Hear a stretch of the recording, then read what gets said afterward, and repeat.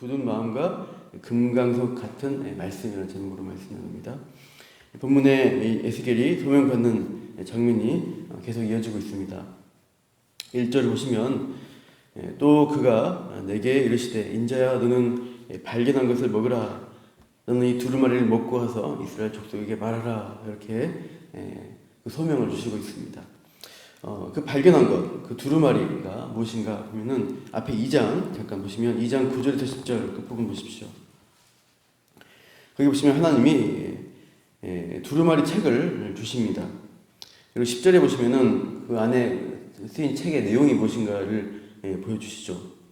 10절 중간에 보면 애가와 애곡과 재앙의 말이 기록된 것입니다. 그 두루마리 책을 하나님이 에스겔에게 주시는 것이죠. 그러니까 에스겔이 받은 말씀은 그 내용은 심판의 메시지가 주로 되는 것입니다. 그래서 멸망을 선포하는 것인데 이제 에스겔이 이 포로로 잡혀온 지 같이 잡혀온 요야긴 왕이 잡혀온 지 5년 됐다고 했으니까 당시 시점에서 남유다는 아직 멸망하지 않은 때입니다. 남유다의 마지막 왕 시드기야 11년에 남유다가 완전히 멸망을 하게 됩니다. 그래서 아직 멸망하려면 5년에서 6년 정도 시간이 남아 있습니다. 그래서 에스겔은 이 포로지 바벨론 포로 유배지에 있으면서도 이제 곧 멸망할 남유다에 대해서 재앙과 심판, 슬픔의 노래를 선포하는 사역을 이제 하게 되는 것이죠. 그러니까 이 재앙, 심판의 메시지를 전하는 것은 듣는 자나 전하는 자나 그 내용 자체로는 굉장히 쓰라린 말씀입니다. 망하고 죽는다, 다 버림받는다 이렇게 선포하는 게 듣기 좋지 않습니다. 맛으로 친다 그러면은 매우 쓴 맛이라고 할 수 있습니다. 그런데 하나님은 이 에스겔을 부르시면서 2절에 이 심판의 이 두루마리를 에스겔에게 먹여주시는데요. 에스겔은 그 맛이 꿀맛이다라고 반응합니다. 그러니까 실제로 에스겔이 이 양피지 두루마리 책을 실제로 꿀꺽 삼키거나 먹었다라고 할 수 없습니다. 그러니까 환상 중에 하나님이 에스겔에게 말씀을 먹는 경험을 하게 하신 것이죠. 그래서 하나님 말씀을 3절 보시면 배에 넣고 창자에 채우는데 그것이 내 입에서 달기가 꿀 같다라고 한 것입니다. 에스겔의 그 환상 중에 에스겔이 말씀을 삼키는데 그 말씀이 꿀처럼 느껴지는 것이죠. 이것은 하나님 말씀의 본질을 알려주고 있습니다. 말씀 자체의 내용은 애가와 애곡과 재앙의 말씀이기에 참 쓴 내용이라 할 수 있지만 그 말씀이란 것, 하나님이 주시는 말씀이란 것 자체는 꿀 같다는 것이에요. 그러니까 그 말씀 안에 하나님의 의도와 하나님의 성품이 담겨 있습니다. 겉보기에는 심판과 재앙의 말씀일지라도 그 심판의 말씀 안에 하나님이 그냥 멸망한다가 아니라 그 멸망의 말씀 앞에 회개하고 돌아오라라는 하나님의 성품이 뜻이 담겨 있습니다. 돌아오면은 회개하면 회복을 약속하시고 다시 살려주겠다는 하나님의 선하심이 전제되어 있습니다. 최초 인간 아담에게 하나님이 모든 것을 허락하셨는데 선악을 알게 한 나무의 열매는 금하셨습니다. 그 명령은 창조주와 피조물 간의 질서와 위치를 알려주는 의도에서 주신 것이죠. 선악의 기준은 하나님이 세우신 것이다. 그것은 하나님의 영역 안에 있으므로 그분의 말씀이 판단의 기준이 되어야 한다는 것입니다. 그렇게 제안함으로써 우리 인간이 할 수 있는 것과 또 하지 말아야 할 것들에 대한 창조주의 뜻을 우리가 말씀을 듣는 그 자리에 두는 것이죠. 우리에게 선하고 좋은 것입니다. 그런데 사탄의 유혹하여서 그 말씀의 영역을 넘어가게 하는 것이죠. 그래서 금단의 열매를 먹고 하나님의 심판의 말씀 앞에 이제 그것을 받게 됩니다.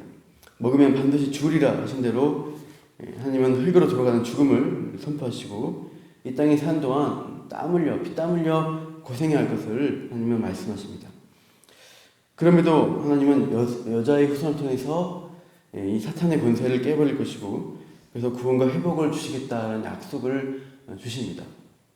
그러니까 죄로 인한 심판이 선포될지라도 하나님은 그 심판의 말씀 앞에 회개하고 돌아온 자를 구원하시고 살려주실 것이다 하는 전제가 뜻이 담겨 있어요. 그러니까 하나님의 선하심이 있다는 것입니다.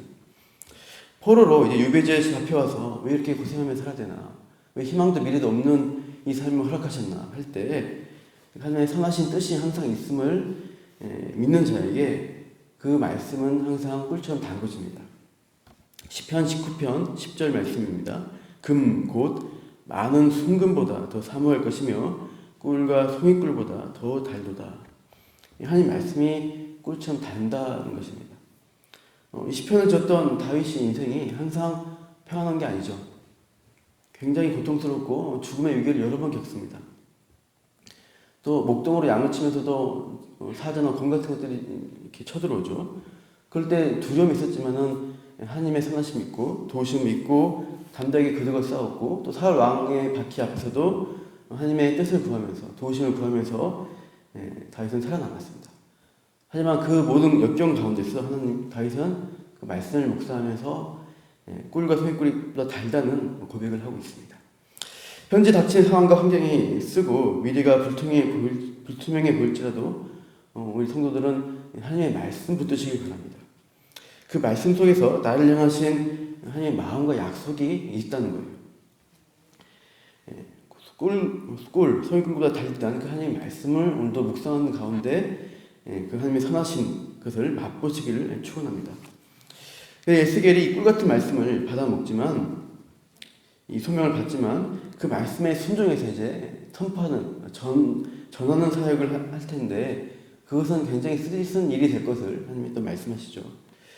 5절에 보시면 그 말씀을 전혀 다른 언어가 다른 백성에게 보내는 게 아니라고 말씀하십니다. 같은 언어를 쓰는 동족 이스라엘에게 보내겠다는 것이죠. 문제는 듣고 이해할 수 있는 그 말씀을 이 이스라엘 백성들이 마음으로 거부하기 때문에 문제라는 것입니다. 7절 말씀 한번 읽어보시죠. 시작. 그러나 이스라엘 백성은 이마가 굳고 마음이 굳어 내 말을 듣고자 아니하리니 이는 내 말을 듣고자 아니함이니라. 이마가 굳고 마음이 굳어 있습니다. 그래서 언어가 소통이 되는데도 그 하나님 말씀을 거부하고 거절하기 때문에 듣지 않는 것이죠. 차라리 말과 언어가 달라도 6절에서 주신 말씀대로 이방인에게 에스겔이 보내져 있으면 오히려 의사소통이 되었을 것이라고 말씀합니다. 그들이 된다는 거예요. 언어가 달라도 의사소통이 안 되는 게 아니라는 것입니다. 요나가 짧은 말로 니네 백성들에게 선포했을 때 니네 백성들이 그 말씀 앞에 듣고 회개했던 그런 일들이 있었던 것입니다. 그러니까 문제는 굳은 마음이 하나님 말씀을 듣지 못하도 막고 방해한다는 것이에요. 우리가 의사소통이 참 중요합니다. 인간관계에서도 그런데 우리가 이런 말 있죠. 소통이 안 되면 불통이 되고 불통이 되면 어떻게 해요? 우리가 소리를 치죠. 호통을 칩니다. 그러면 이제 관계에 고통이 온다. 이런 우스갯말도 있습니다. 그러니까 의사소통이 안 되는 것. 하나님과 백성 사이에 또 에스겔 이 백성 앞에 전하는데 이 말씀이 전달이 안 되는 것 때문에 참 서로가 고통스러운 것입니다.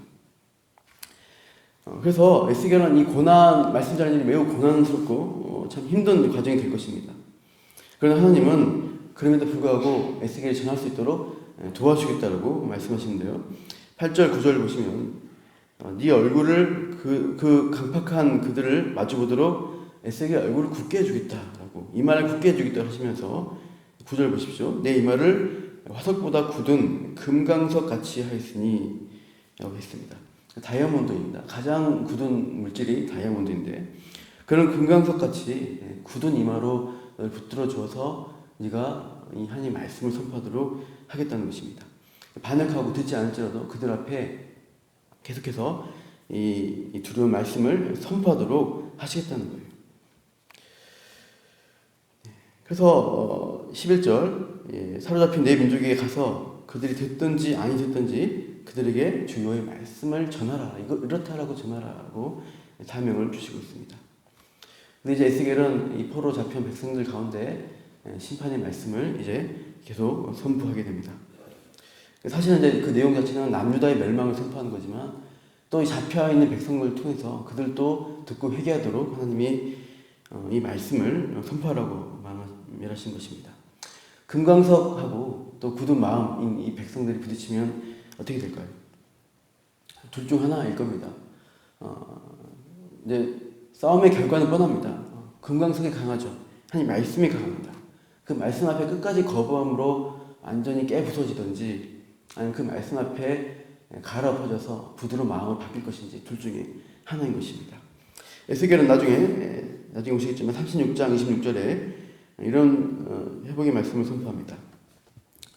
또 새로운 새 영을 너희 속에 두고 새 마음을 너희에게 주되 너희 육신에서 굳은 마음을 제거하고 부드러운 마음을 줄 것이며 또 내 영을 너희 속에 두어 너희로 내 윤례를 행하게 하리니 너희가 내 규례를 지켜 행할지라. 새 마음, 새 영, 성령의 마음을 주셔서 그 굳은 마음을 부드럽게 마음을 바꾸시겠다. 그래서 하나님 말씀을 순종하게 만들겠다라는 약속을 주십니다. 우리가 금강 같은 굳은 말씀을 우리가 받을 때 그 말씀과 싸우려고 하지 마시고 그 말씀이 나를 힘들게 하고 순종하기 어려운 부분이 있을지라도 하나님의 선하신 뜻이 있습니다. 결과적으로 마지막에 볼 때는 좋은 것입니다.